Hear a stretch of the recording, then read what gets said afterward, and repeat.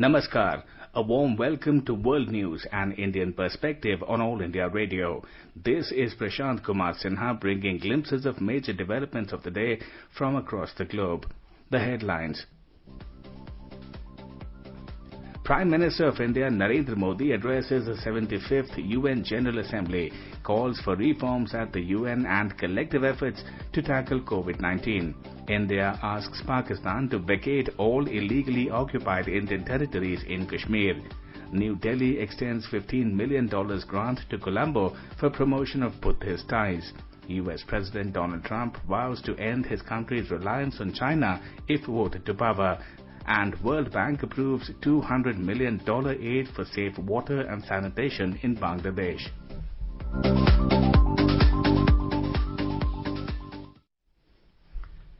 Prime Minister of India Narendra Modi gave a clarion call for reforms in the United Nations and asserted that it is the need of the hour. Addressing the 75th United Nations General Assembly session this evening, Mr. Modi asked for how long will India be kept out of the decision-making structure of the United Nations. संयुक्त राष्ट्र की प्रतिक्रियाओं में बदलाव, व्यवस्थाओं में बदलाव, स्वरूप में बदलाव आज समय की मांग है। आखिर कब तक भारत को संयुक्त राष्ट्र के डिसीजन मेकिंग स्ट्रक्चर से अलग रखा जाएगा? Mr. Modi stressed that India has always worked for the interests of mankind and not been driven by its own interests. Bharat ने हमेशा पूरी मानव जाति के हित के बारे में सोचा है, न कि अपने निहित स्वार्थों के बारे में। भारत की नीतियां हमेशा इसी दर्शन से प्रेरित रही है। भारत की नेबरहुड फर्स्ट पॉलिसी से लेकर एक्ट ईस्ट पॉलिसी तक, security and growth for all in the region, या फिर इंडो पैसिफिक क्षेत्र के प्रति हमारे विचार, सभी में इस दर्शन की झलक दिखाई देती है। The Prime Minister called for a concerted fight against coronavirus pandemic with the United Nations. Highlighting India's role, he said that the Indian pharmaceutical industry has sent essential medicines to more than 150 countries. He assured that India's vaccine production and delivery capacity will be used to help all in fighting the COVID pandemic. Mr. Modi said India is moving forward with the vision of Atmanirbhar Bharat. He stated that a self-reliant India will also be a force multiplier for the global economy. India has once again lashed out at Pakistan Prime Minister Imran Khan's attempt to raise the Kashmir issue at the 75th United Nations General Assembly on Friday.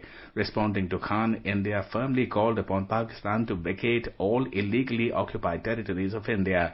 Indian delegate Mijito Vinito, in a strongly worded reply, presented India's stand at the United Nations.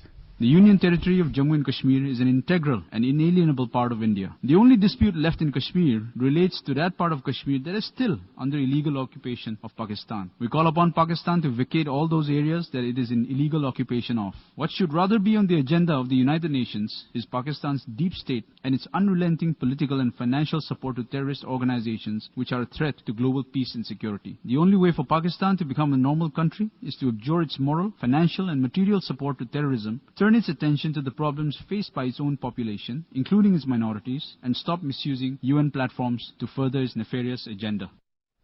Prime Minister of India Narendra Modi announced a grant assistance of $15 million to Sri Lanka for the promotion of Buddhist ties between the two countries. Mr. Modi and his Sri Lankan counterpart Mahinda Rajapaksa held the first ever India-Sri Lanka virtual bilateral summit today. Briefing media this afternoon, the Indian External Affairs Ministry described the ambit of the grant. This grant will assist in deepening people-to-people linkages between the two countries in the sphere of Buddhism. Inter alia, through constructions, renovations of Buddhist monasteries, capacity development, cultural exchanges, archaeological cooperation, reciprocal exposition of Lord Buddha's relics, strengthening of Buddhist scholarships, and support to the Buddhist clergy. The Indian External Affairs Ministry spokesperson said Prime Minister Modi called upon the new government in Sri Lanka to work for realizing the expectations of Tamils. Both leaders also exchanged views on reconciliation in Sri Lanka. Prime Minister called on the new government in Sri Lanka to work towards realizing the expectations of Tamils for equality, justice, peace and dignity within a united Sri Lanka by achieving reconciliation nurtured by the full implementation of the constitutional provisions. This is All India Radio giving you the world news.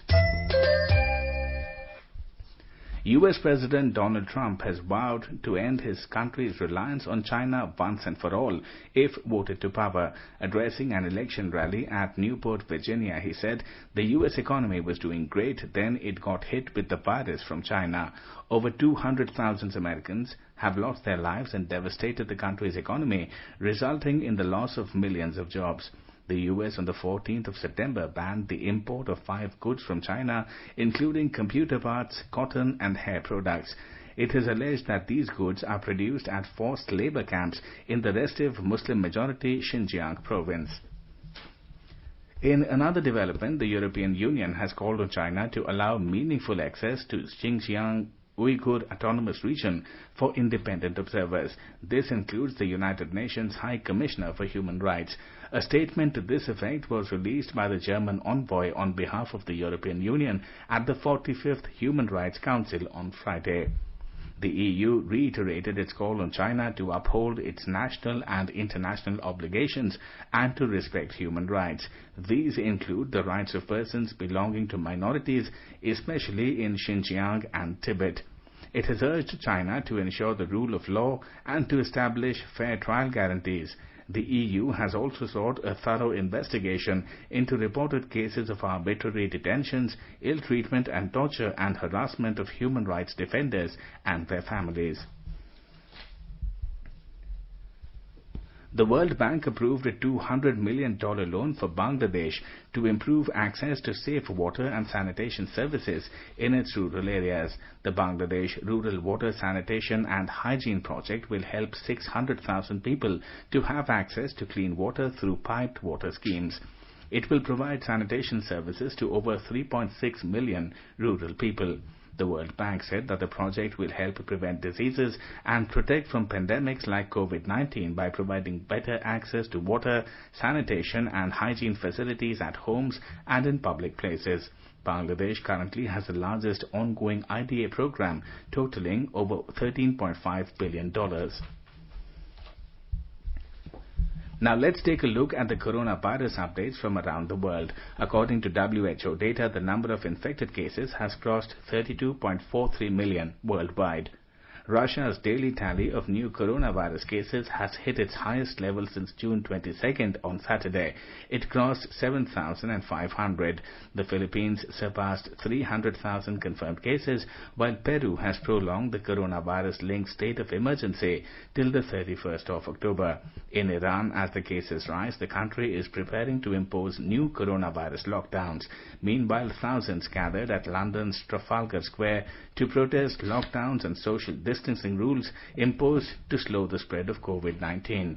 On the other hand, in India, the total number of recoveries has reached over 4.81 million so far. The recovery rate has improved to 82.14%.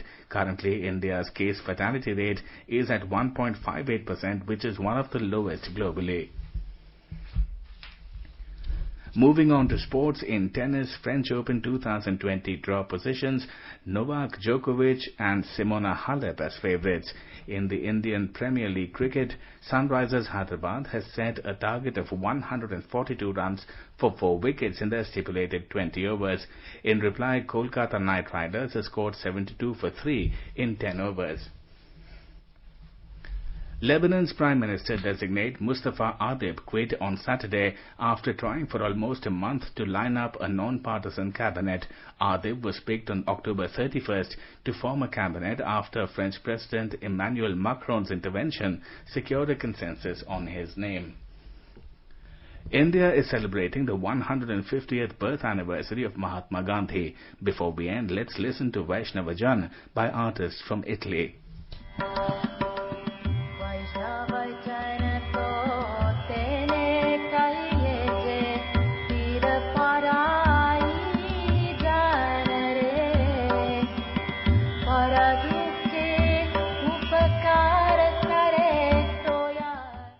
And with that, we end this bulletin. See you at the same time tomorrow with the next edition of World News.